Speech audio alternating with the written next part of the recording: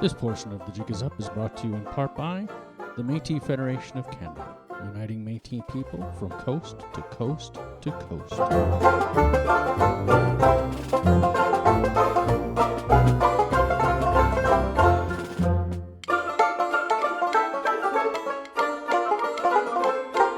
Editors.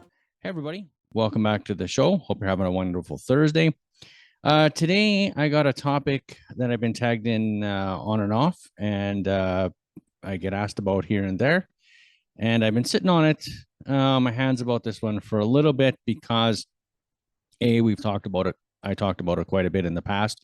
If you're familiar with the show, this is a topic that has come and gone and circled around. But given that we're rebooting the show, I've had a few people throw some information at me.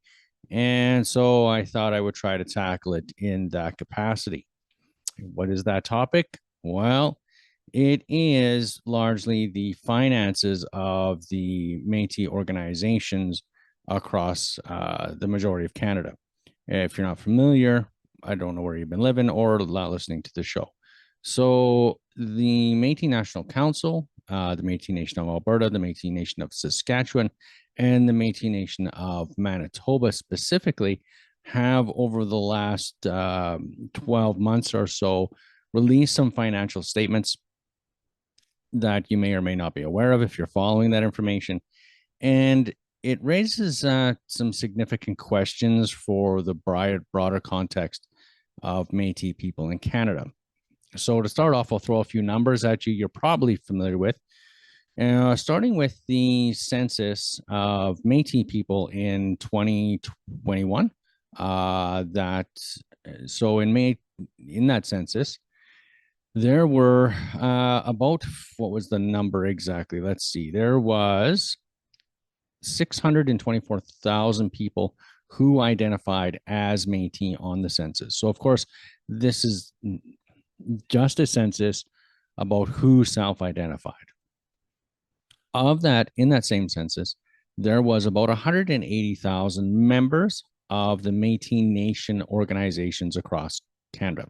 So from BC to Ontario, 180,000 out of that 624,000 were part of that organization. So now we're going to specifically talk about what do those organizations get as far as funding goes. So to start off, the Metis Nation of Alberta in March of 2025 released a cash flow statement, basically just a little year end for them, of which the number they throw out as a bottom line is about 123 million and change. No small amount of peanuts there on their books. The Manitoba Métis in 2024 was a recent one I could find talking about non-consolidated assets.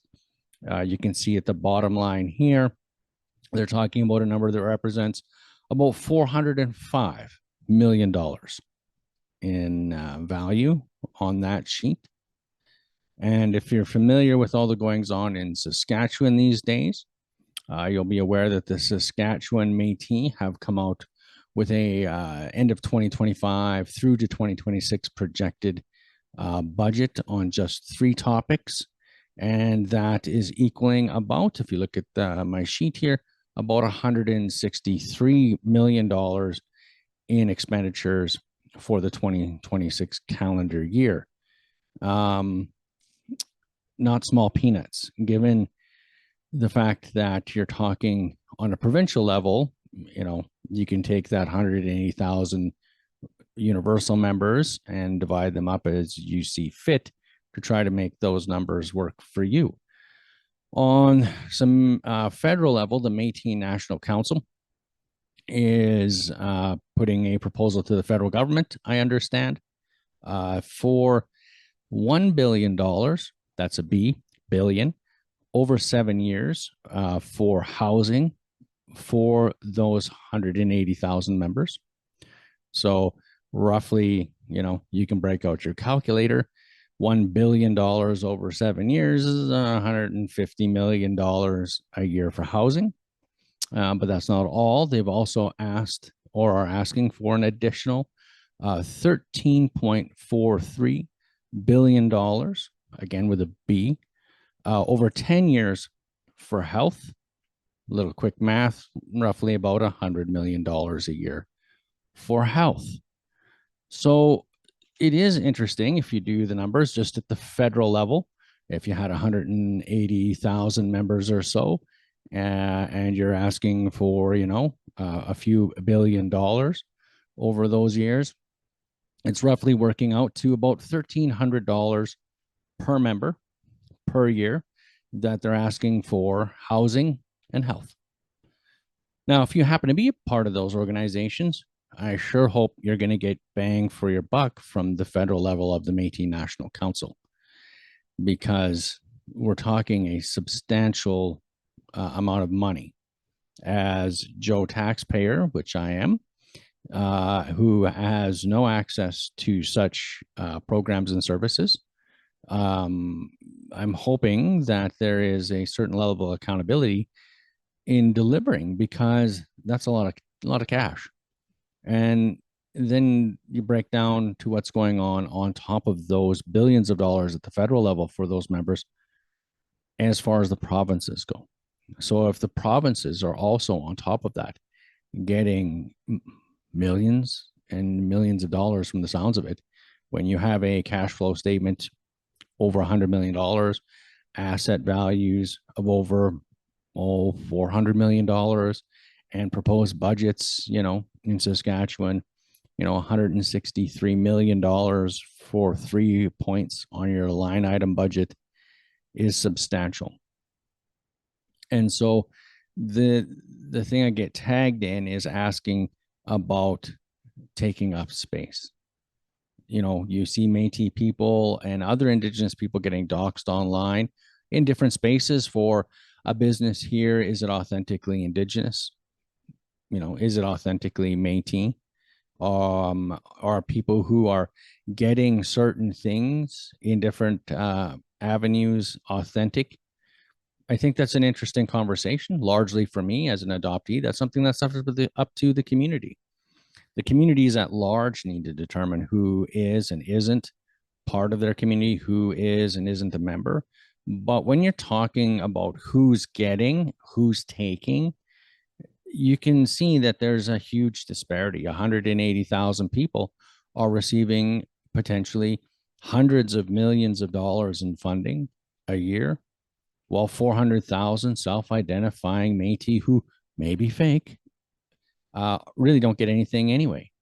There's no alternative organization outside of the Metis National Councils and Metis Nation organizations who are receiving any funding whatsoever.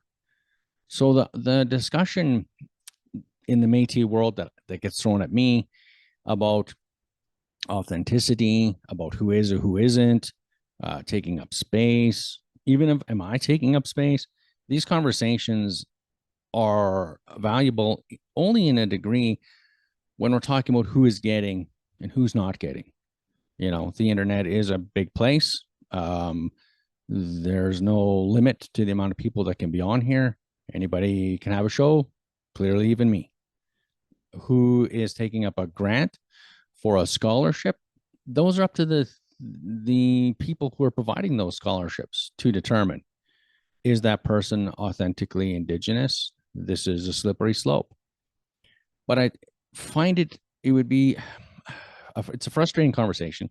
It's slightly myopic to me that the people who are receiving hundreds of millions of dollars and wanting billions of dollars of funding over the coming years, to then say someone else who's claiming to be Métis is somehow diminishing, taking away from them.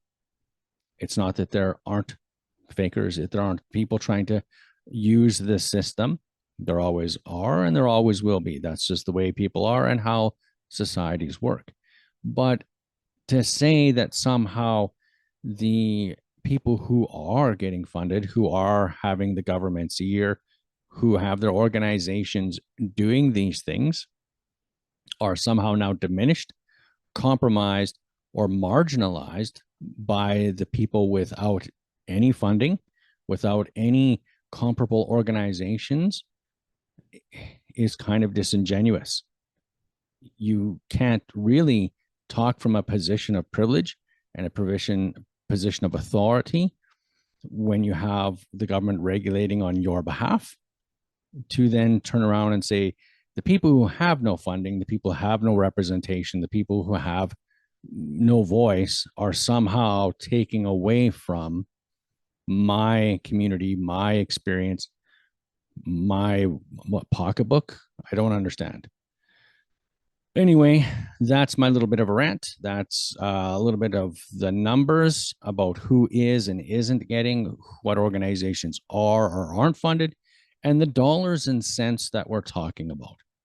So when you look at the news and you see this Métis organization in the news about this or that, they're able to do these things because of the funding levels that they get.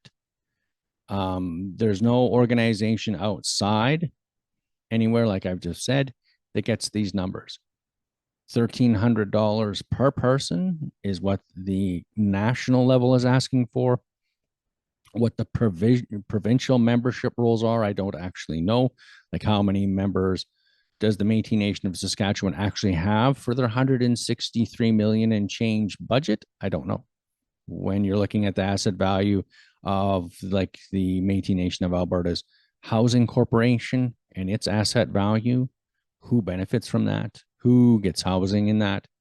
What is this corporation's actual value for its people? I think these are questions that need to get asked, not only by Canadians at large, by the other 400,000 self-identifying Métis, right or wrong, whatever you think about that, and for the people inside those organizations. Are you getting what was promised? How is your housing? How is your healthcare? How is your access to the land and the resources? Is it good? Is it $100 million good? Is it $1 billion good? I'd like to hear from you. Hit me up in the comments.